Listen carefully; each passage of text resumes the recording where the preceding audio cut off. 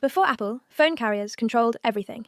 Absolutely everything. To understand why the iPhone was so revolutionary, you first need to understand just how powerful the carriers were. In the early 2000s, companies like AT&T, Verizon, and Sprint weren't just selling phone plans. They were the gatekeepers of the entire mobile industry. Here's what total carrier control actually looked like in practice. Carriers decided which phones were sold, they decided what features those phones had, they dictated the software on the device, the apps available, and even the brand name printed on the hardware. Phone makers like Motorola and Nokia had almost no leverage at all. The numbers tell the story. By 2006, there were over 230 million mobile subscribers in the United States alone. Those subscribers were worth billions in monthly revenue, and every single dollar flowed through the carriers first.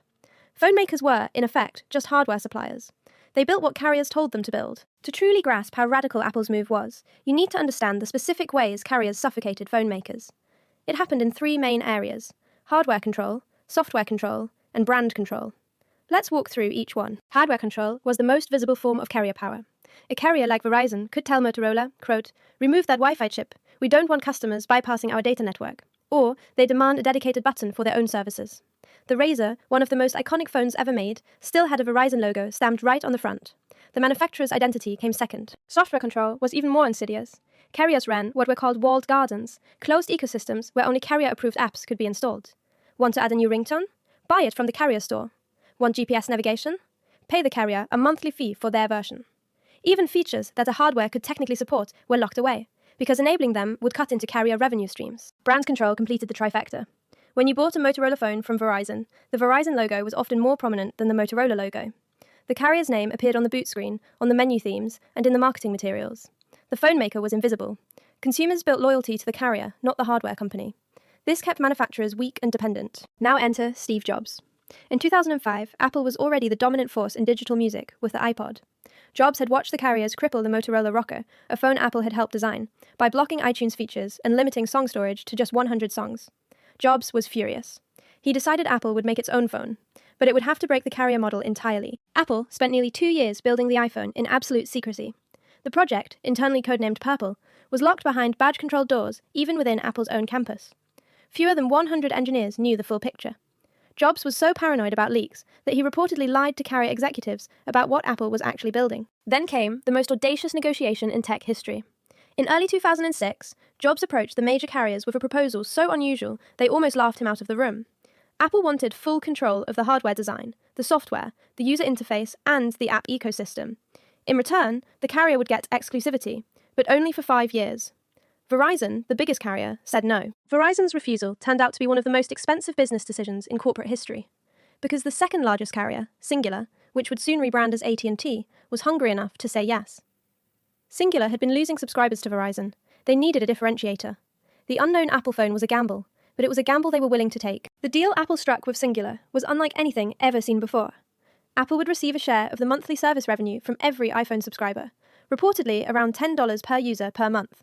Apple retained full control of the hardware, the operating system, and crucially, the App Store. Cingular agreed to carry the phone with zero carrier branding on the device. Zero. January 9th, 2007. Steve Jobs walked onto that Macworld stage and announced the iPhone. He called it an iPod, a phone, and an internet communicator. 3 revolutionary products in one. But the real revolution wasn't on the screen. It was in the contract, sitting in a drawer back in Cupertino. The reaction from the carrier industry was shock. Executives at other carriers were reportedly stunned when they saw the device. No carrier logo, no carrier apps, a full real internet browser that bypassed WAP entirely. One Verizon executive reportedly said, quote, "We didn't believe any manufacturer would ever have that kind of leverage." They were wrong. The iPhone launched on June 29, 2007. The lines outside Apple stores were unlike anything the phone industry had ever seen. Within 74 days, Apple had sold 1 million iPhones. Within a year, AT&T reported that iPhone customers were generating nearly twice the average revenue per user of their other subscribers. The App Store, launched in July 2008, was perhaps the most consequential piece of the entire strategy. Apple didn't just take control of the phone, it created an entirely new economic ecosystem. Developers could now sell directly to users. Apple took 30% of every transaction.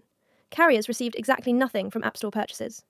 The walled garden now belonged to Apple. The ripple effect on the phone manufacturing industry was seismic. Companies that had built their entire business model around carrier relationships suddenly found that model obsolete. Nokia, once the undisputed king of mobile phones, with over 30% global market share, began a collapse it never recovered from.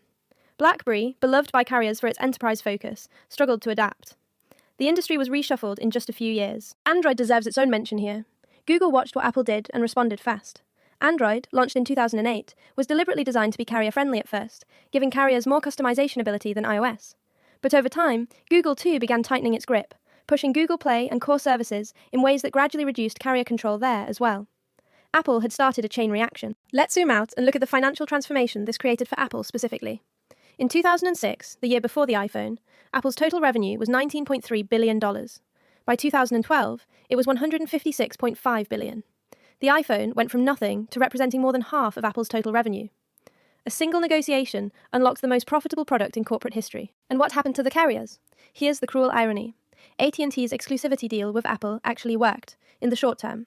They gained millions of new subscribers and saw their revenue climb sharply. But they had also permanently surrendered the most important battlefield, the relationship with the customer. After the exclusivity ended in 2011, every carrier had to carry the iPhone, and every carrier had to play by Apple's rules. The power shift can be measured in a single, devastating comparison. In 2007, the combined market capitalization of AT&T, Verizon, and Sprint was roughly $450 billion. Apple's was $90 billion. By 2023, Apple's market cap had crossed $3 trillion. The combined value of the three major US carriers was under $300 billion. The phone maker had become worth 10 times the gatekeepers. So what's the lasting lesson of this story? It's not just about Apple or the iPhone. It's about what happens when someone refuses to accept the existing power structure as permanent. Every industry has its carrier mafia, the entrenched middleman who controls distribution and extracts rent from everyone below them. The music industry had record labels, publishing had distributors, retail had department stores. The question is always the same. Who has the leverage to say no? The iPhone deal changed not just the phone industry, but the fundamental logic of who owns the customer. Before 2007, carriers were the relationship. After 2007, Apple was. Every tap on your screen, every app you download, every subscription you buy, all of it flows through a platform that exists because one company refused to hand a carrier a single logo placement on a piece of glass.